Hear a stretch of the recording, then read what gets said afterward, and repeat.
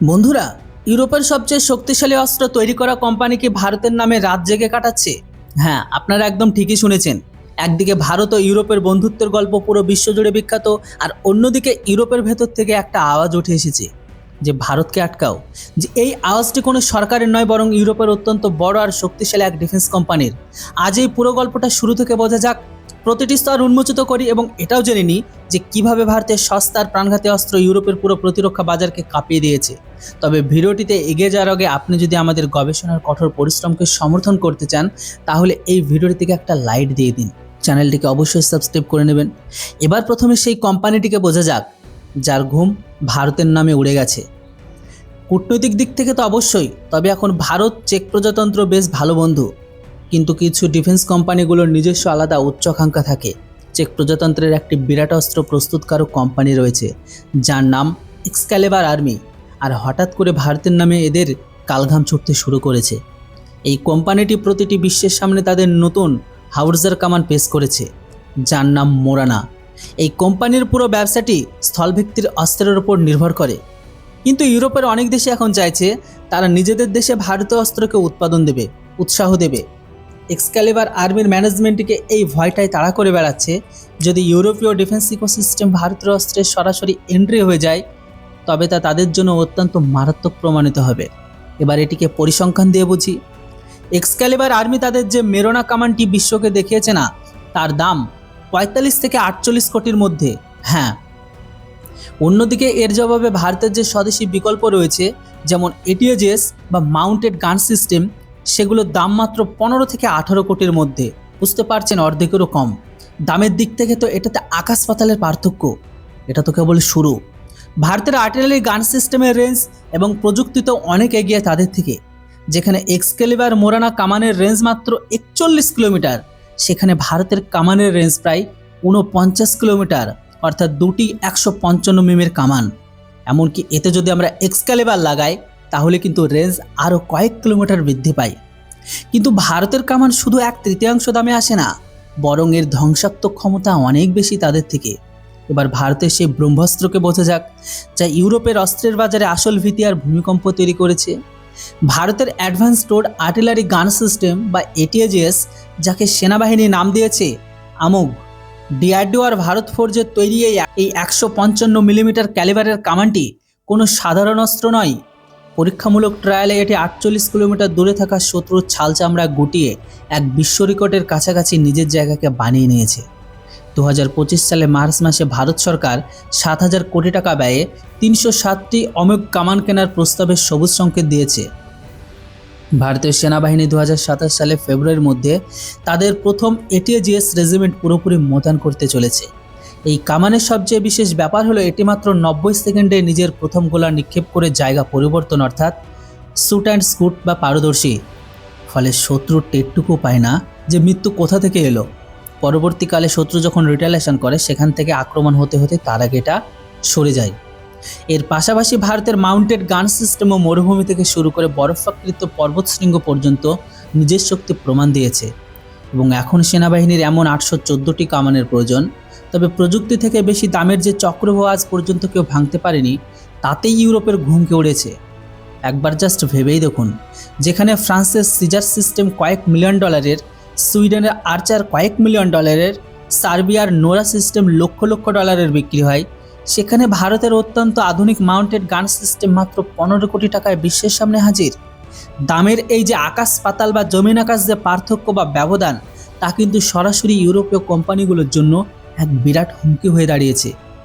ইউরোপীয় ইউনিয়নের defence readiness ২০৩০ vision এই বিষয়ে সিলমোহর পড়ে গেছে যে তাদের ভারতের সাথে অংশীদারিত্ব বাড়াতেই হবে। চেক ডিফেন্স ইন্ডাস্ট্রির ভাইস প্রেসিডেন্ট মাইকেল হোনো মেনে নিয়েছে ন্যাটো মানদণ্ড এবং সরাসরি মডেলগুলোর মধ্যে তীব্র লড়াই হতে চলেছে। যদিও এক্সক্যালিবার নিজেও কোনো ছোটোখাটো কোম্পানি নয়। সাম্প্রতিক সময়ে তারা দক্ষিণ পূর্ব এশিয়া ৩০০ মিলিয়ন ডলারের সাজোয়াজনের চুক্তি চূড়ান্ত করেছে এবং স্বয়ং আমেরিকা তাদের পুরনো M707 কামান সরানোর জন্য এক্সক্যালিবারের মোরানা কামানের লাইভ টেস্ট করছে। অর্থাৎ এক্সক্যালিবারের বর্তমান ব্যবসা তো চমকাচ্ছে, কিন্তু তারা যে আসল ভয়টা পাচ্ছে সেই ভবিষ্যৎকে নিয়ে, যেখানে দাম ও শক্তির লড়াইয়ে ভারত তাদের নিজেদের দুর্গ থেকে উপড়ে ফেলবে। ভারতের এই বাড়তে থাকা সবচেয়ে বড় প্রমাণ হলো আর্মেনিয়া। এই দেশটি শুরুতে মাত্র 6টি ভারতীয় কামান কিনেছিল, কিন্তু সেগুলোর বিধ্বংসী পারফরমেন্স দেখে তারা এতটাই প্রভাবিত হয় যে সাথে সাথে আরও 1400 কোটি টাকা দিয়ে আরও বেশি এক্সট্রা 84টি কামানের অর্ডার দিয়ে দেয়। কিন্তু গল্প তো এখানেই থেমে থাকেনি। আজ সৌদি আরবের উত্তপ্ত মরুভূমিতে এই কামানগুলোর ট্রায়াল চলছে। ইউএই থেকে ইন্দোনেশিয়া পর্যন্ত ডিল পাকা হওয়ার দোরগোড়ায় দাঁড়িয়ে আছে। এবার এটা জরুরি বিভ্রান্তিও দূর করে নেওয়া যাক। 2026 সালের মার্চ মাসে ভারত আমেরিকার সাথে 300 কোটি টাকার এক্সক্যালিবার প্রিসিশন গাইডেড মিউনিশন অর্থাৎ লক্ষ্যভেদী গোলা ডিল করেছে। কিন্তু মনে রাখবেন, এটি আমেরিকার গোলাবারুদ, আর চেক প্রজাতন্ত্রের সেই ভিট এক্সক্যালিবার আর্মি কোম্পানির সাথে এর কোনো সরাসরি লেনদেন বা সম্পর্ক নেই।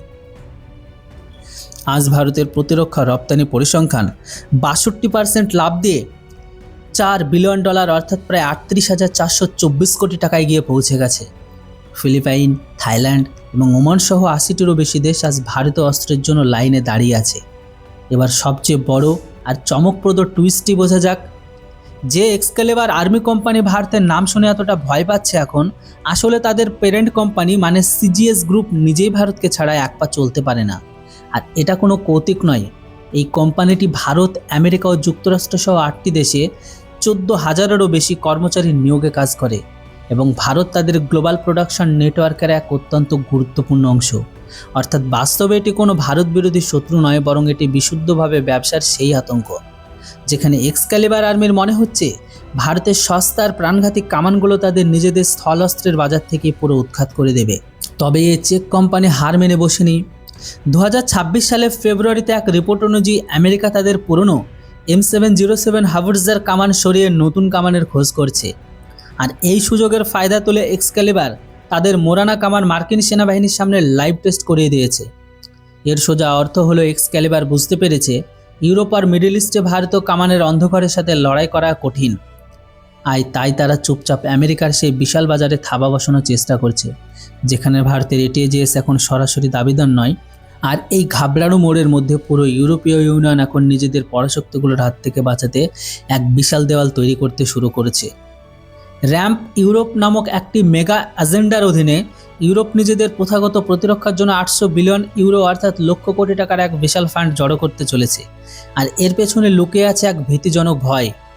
ইউরোপ কড়া নিয়ম তৈরি করে দিয়েছে যে 2030 সালের মধ্যে তাদের 50% প্রতিরক্ষা ক্রয় যেভাবে হোক কেবল ইউরোপের ভেতর থেকে হতে হবে এবং যে কোনো অস্ত্রে বাইরের দেশের যন্ত্রাংশ 35%-এরও বেশি হতে পারবে না। শেষ পর্যন্ত ইউরোপকে কেন এই সংবেদনবাদী দেওয়াল তৈরি করতে হচ্ছে? কারণ ইউরোপীয় নীতি নির্ধারকদের রাতের ঘুম উড়ে গেছে এবং তারা এই সত্যটি জানতে পেরেছে ভারত, দক্ষিণ কোরিয়া এবং তুরস্কের মতো দেশগুলো তাদের প্রতিরক্ষা বাজার দ্রুত দখল করে নিচ্ছে। দক্ষিণ কোরিয়া তো আগেই তাদের সস্তা দ্রুতগতির অস্ত্র নিয়ে ইউরোপের ঘরের ভেতরে ঢুকে পড়েছে। আর এখন ভারতের দ্রুত বর্ধনশীল প্রাইভেট ডিফেন্স সেক্টর এবং মেক ইন ইন্ডিয়া অভিযানে ইউরোপীয় কোম্পানিগুলোর জন্য সবচেয়ে বড় চ্যালেঞ্জ হয়ে দাঁড়িয়েছে। এই কারণে এখন ইউরোপ তাদের অভ্যন্তরীণ প্রতিরক্ষা কোম্পানিগুলোকে বাঁচাতে নতুন নিয়ম এবং বিপুল সরকারি বিনিয়োগের সাহায্য নিচ্ছে। কিন্তু অন্যদিকে ভারত ক্রমাগত নিজেদের উৎপাদন ক্ষমতা বাড়িয়ে এবং সময় মতো ডেলিভারি দিয়ে বিশ্বের অনেক দেশের আস্থা অর্জন করেছে। আগামী বছরগুলোতে বিশ্ব প্রতিরক্ষা বাজারের প্রতিযোগিতা আরও উত্তপ্ত হতে চলেছে, যেখানে ভারতের ভূমিকা আগের চেয়েও অনেক বেশি গুরুত্বপূর্ণ বলে মনে করা হচ্ছে। সামগ্রিকভাবে এই পুরো গল্পটি সেই নতুন ভারতের গল্প, যা এখন বিশ্বের অস্ত্রের বাজারে কেবল একজন অংশীদার নয়, বরং এক নতুন বাহুবলী হিসেবে আবির্ভূত হয়েছে, যেখানে ইউরোপীয় কোম্পানিগুলো তাদের অস্ত্রের চড়া দাম, ধীরগতি ডেলিভারি এবং জটিল সাপ্লাই চেনের দোহাই দিয়ে কান্না করছে। সেখানে ভারত অর্ধেক দামে নির্ভুল অস্ত্র তৈরি করে গ্লোবাল মার্কেটের নতুন কাণ্ডারি হয়ে উঠেছে। আমাদের প্রতিরক্ষা বিজ্ঞানী ডিআরডিও আর ভারত ফোর্জের মতো কোম্পানিগুলো এই অসাধারণ সাফল্যকে পুরো দেশ মন থেকে সেলাম জানায়, প্রণাম জানায়। বন্ধুরা, এটি ছিল আজকের পুরো খবর, যা বেশ কিছুটা রিসার্চ আর পরিশ্রমের পর আপনাদের সামনে তুলে ধরা হয়েছে। বাকি এই পুরো বিষয়টা নিয়ে আপনি কি ভাবছেন? নিজের মতামত কমেন্ট বক্সে অবশ্যই জানান। Thanks for watching. Jai Hind, Vande Mataram.